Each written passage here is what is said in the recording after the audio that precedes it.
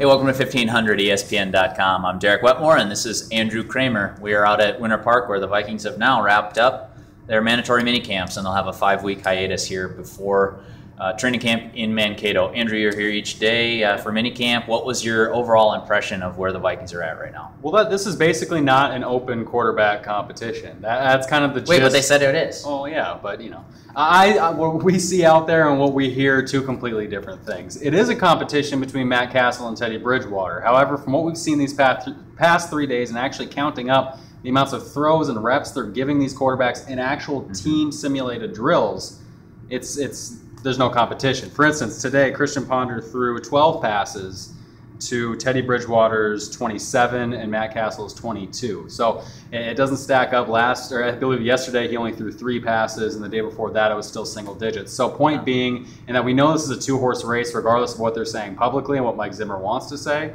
But today it was inside because it was raining out. Quarterbacks looked pretty good. They didn't miss many balls at all. Obviously, we still can't hit yet. So today was the final day before training camp. We got a month, 5 weeks off here.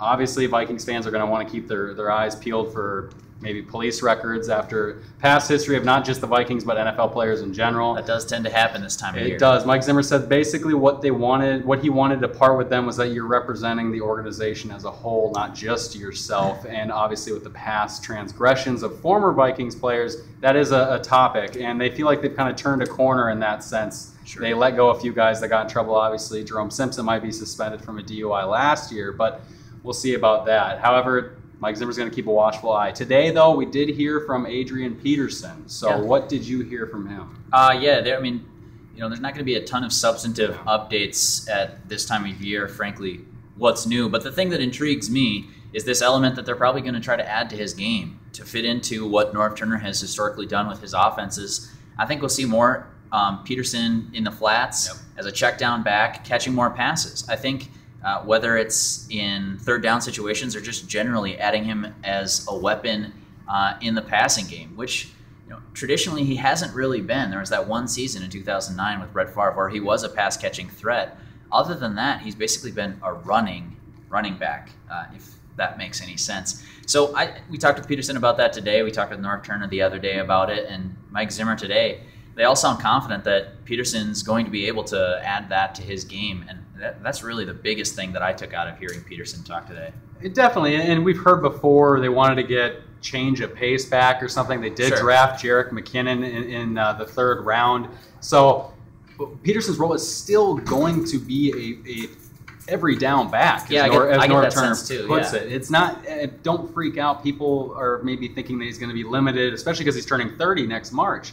But that's not the case. Now, running backs do statistically fall off that 30-year-old cliff, as they say, in terms of production. But they're not worried about Adrian Peterson with that. They want to keep him in game situations. So, for instance, he might not be in on a 3rd down in the 1st quarter, but they want to be able to keep him fresh for 3rd, 4th quarter rolls around. They'd be able to pull him out. And he joked today. I guess I don't know that it was a joke. It came across as a joke to me. Somebody asked him about that 30-year-old running back cliff historically. What's the equivalent for Adrian Peterson? And he kind of laughed and he said, I've been talking with Brett a little bit, so I think 40 sounds good. I think 40 sounds like a good time that I might fall off. We'll see. I don't know. A decade left of Adrian Peterson at an elite level would certainly surprise me, but he's surprised me in the past. I want to see the Brett Favre beard on Peterson while he's still doing it. And maybe a jeans sponsorship, too, for Adrian. That could work. Why not? That would be good. Wrangler, I could see him out there. Wrapping up, too, I mean, is there anything besides staying out of trouble that you think the Vikings need to accomplish in the next 5 weeks? Maybe just some R&R. We'll get their secondary. Well, that, too. They got to get some rest. Speaking of rest, there have been a few players that haven't been able to be out there on the field. Jamarcus Sanford sat out today. A couple defensive backs. Andrew Sendejo had back surgery a couple months ago, so he needs to rest that up. Josh Robinson is still not fully recovered from that sternum fracture that he had. He's never missed a game to injury before in his life, and obviously Vikings fans got kind of sick of him after last year in that experiment in the slot where he was more comfortable on the outside. They put him in the slot to fill Antoine Winfield's role. That didn't work out, and so now the Vikings have new hopes about him. They put him back on the outside. They've been working him with the first team. So Josh said, luckily we haven't been doing contact yet because of that sternum injury, but he said he'll be ready for training camp and competing still for a starting role. And same with Linval Joseph. He had the labrum surgery. He's been out for minicamp. Yes, except Linval will be given the starting role at nose tackle. Sure. It's not so much of a competition when you pay a guy $31 million. That is true. Well, if you're still watching this Vikings video, it means you can put up with our content for long enough to get some of this Vikings information.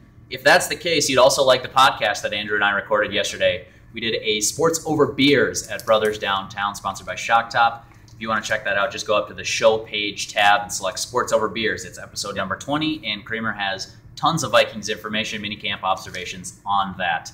That'll do it for the video, though. Thanks for coming to 1500ESPN.com. As always, thanks for watching. For Andrew Kramer, Jared Wetmore. See you next time.